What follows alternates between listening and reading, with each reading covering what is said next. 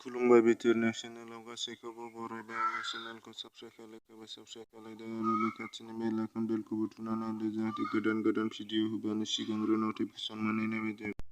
प्रशान्त बर'आ बुंदों जे खौरांगिरिफोरनि सोंनायाव 12 थाखोसिम बर' बिजोंजोंनो फरायनो हागोन। 12 थाखोसिम फरायनो हागोन बर' मानसिया।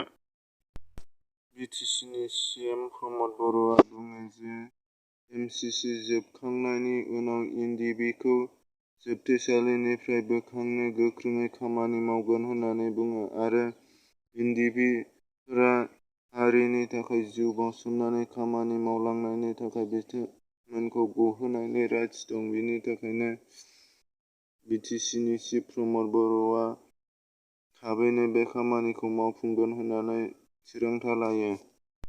एनडिबिनि गाहाय गायसनगिरि रन्जन दैमारि बिथाङा एडभोकेट मानास सर'निया बिथाङा जेरनाब्लानि बिथोननि सोमोन्दै माखासे बाथ्रा बुंनानै होदों। खौरांगिरिफोरनि सोंनायाव बे बाथ्राखौ बुंनानै होयो।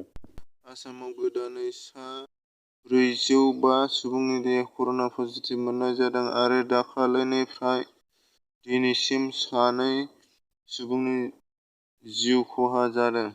बर' हारिनि थाखाय थैथां गावखौनो बाउसोमबोनाय लोगोसे 13 बोसोर जोबथेसालियाव जोबनाय एनडिबि लख्रा बसुमतारी, उदां जानाय जोहोलावनि अनसुलि बिमा गावनि फिसाज्ला जोबथेसालिनिफ्राय उदां गनानै न'फारसे फैनो मोननायखौ गोजोननाय मोनदों होननानै फोरमायदों बिथाङा।